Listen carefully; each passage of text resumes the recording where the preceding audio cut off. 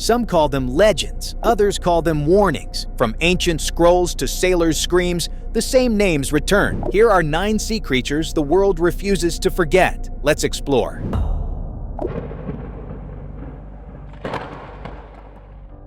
They say he wraps around the earth, tail in mouth, waiting, not sleeping, waiting, because when he rises, the sky splits. Ragnarok begins. This is Jormungandr, the world serpent, Loki's son, Thor's nemesis, a creature so massive that its coils encircle the globe. In Norse mythology, he doesn't just signal the apocalypse, he is the apocalypse. On the final day, Thor will kill Jormungandr, but he won't survive the venom. He'll take 9 steps before collapsing. But where did this myth come from? Norwegians have told sea serpent stories for generations. In the 1800s, Icelanders described seeing creatures as long as a village gliding beneath the surface. Today, Jormungandr shows up in God of War, Assassin's Creed, and Norse-inspired metal albums. But this isn't just mythology. It's a metaphor for something much darker. The fear that something enormous is slowly coiling around us, and we won't notice until it's too late. If Jormungandr is the serpent of apocalypse, this next creature was the reality that inspired the fear. It didn't creep, it hunted. Up to 60 feet long, jaws strong enough to crush a car, teeth the size of a man's hand, serrated like steak knives. This was Megalodon, the ocean's apex predator. It hunted whales, dolphins, and anything unlucky enough to cross its path. Fossilized teeth have been found on every continent, some so fresh-looking they've sparked conspiracy theories. Could something that big still be alive? Scientists say no. It died out millions of years ago. But the ocean doesn't give up all its secrets easily, and when deep-sea submersibles capture shadows too large to explain, people remember Megalodon because it did exist, and that alone makes it one of the scariest monsters of all. If Megalodon ruled with jaws, the next one ruled with shadows.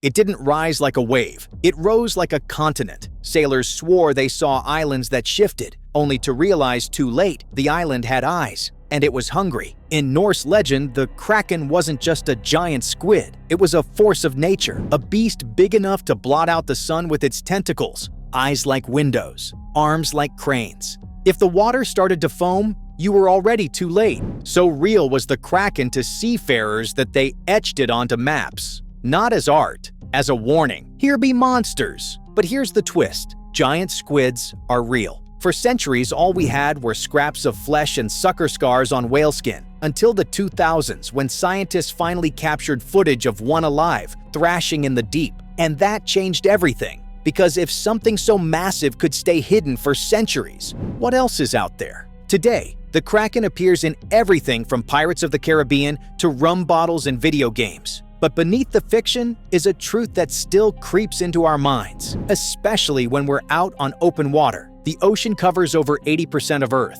We've explored less than 20, so maybe the Kraken wasn't a myth. Maybe it was just waiting. One drowned men in myth. The next drowns them in silence. Japanese fishermen tell this story with hushed voices, not during storms, but after. When the sea goes still and the silence feels wrong, that's when Umibozu rises, a massive, faceless figure, sometimes only a head, sometimes tall as a mountain. No eyes, no mouth, just presence. Some say if you speak to him, he asks for a bucket. Give him a normal one, and he floods the ship. Give him a bottomless one, and you might live. He doesn't attack out of rage. He simply appears and chooses. His name means sea monk, but there's nothing holy about him. In modern times, Umibozu has appeared in anime, manga, and horror games. But on quiet seas, Japanese sailors still glance over their shoulders, because when the ocean stops moving, it means something else is. If Umibozu is a ghost above the waves, then this next creature is a shadow below them. Coastal fishermen don't speak of it loudly, but they know the name, Sea Eater. It arrives without splash or sound, no roar, no warning, just stillness. Then, a boat is gone. It's described as a massive shape, dark and smooth like a seal, but without eyes, just a cavernous, gaping mouth stretching across half its body. Some say it's the size of a bus, others say that's too small. Legends come from Scandinavia and northern Canada, boats vanishing in calm water. Not a ripple, not a trace. The sea eater doesn't attack out of anger. It doesn't chase. It waits beneath and takes, as if the ocean itself changed its mind about letting you return. There's no footage, no evidence, just stories and silence. Today, it lives on in theories, forums, and indie horror. But some who claim to have seen it never share the full story, as if saying more might summon it. Does it exist? Likely not. But in the deepest zones, where even light won't go, something could be watching. And if it lives there, it's mastered the art of waiting. But not all monsters haunt oceans. Some hide in still inland waters. Canada's own lake monster, and not a cuddly one. In the misty waters of Lake Okanagan, a legend stirs Ogopogo, a 49-foot serpent with dark, smooth skin, a horse-like head, and a body that moves in long, rippling arcs. But this isn't just local folklore. The legend traces back to the Syilx people, who told of a water spirit named Naha'aitk that demanded offerings to allow safe passage across the lake. The first modern sighting came in 1926. A group of visitors claimed to see a strange shape undulating through the water. Since then, blurry photos and shaky videos have surfaced. Some say it's a log, others aren't so sure. Today, Ogopogo has a statue in Kelowna, cheerful, cartoonish. But beneath the tourism is a deeper story. Could Ogopogo be a large sturgeon? Or something older? A relic species hiding in freshwater depths? Science remains skeptical, but the lake is vast, and many locals still glance twice when the water shifts. Because if there's one thing lake monsters do well, it's hide in plain sight. If Ogopogo whispered through fog, the next one bellowed through salt water and steel.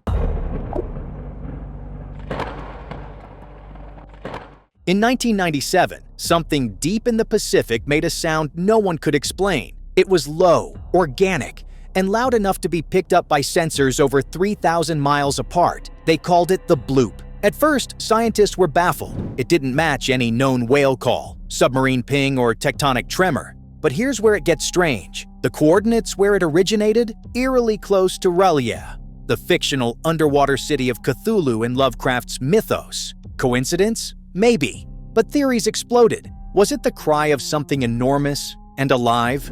Later, NOAA suggested it was probably an icequake, the sound of a glacier fracturing underwater. But the mystery refused to die. Cryptid hunters and internet sleuths still wonder, what if the bloop was a biological signal, a vocalization from something we've never seen? Whether it was a monster or not, the bloop reminded us. The deep ocean makes sounds we don't understand, and sometimes it sounds like it's breathing. If the bloop was a scream from the deep, the next monster is the shape we still chase in the mist.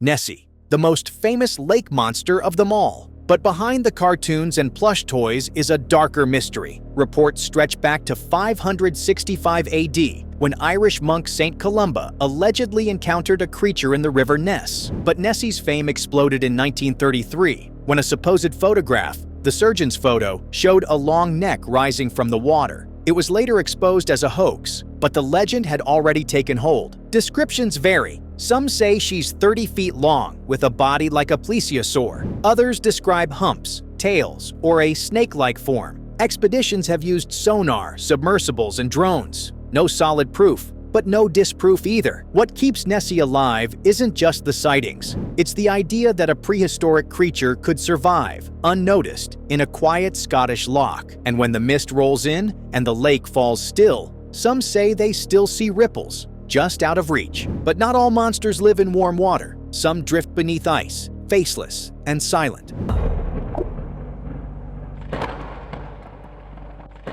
Last, we head to the edge of the Earth, Antarctica, where a creature with no face, no mouth, and no sound is said to roam beneath the ice. The Ningen, first reported by Japanese fishing vessels in the 2000s. It's described as a humanoid, up to 100 feet long, chalk white, with arms and legs, but no eyes, no expression. Photos are blurry, stories are vague. Some say it moves like a person, others like a drifting corpse. No evidence, no proof. But when you imagine something shaped like us, but colder, quieter, and watching from below, it's hard to forget. We've walked through myths, monsters, and maybe memories. From ancient sagas to unexplained blips in sonar, the ocean refuses to give up all its secrets. But tell me this, which of these sea creatures do you think might actually exist? Drop your theory in the comments. And if you thought these were terrifying, wait until you meet the creatures said to live beneath the ocean floor. Click here and dive deeper.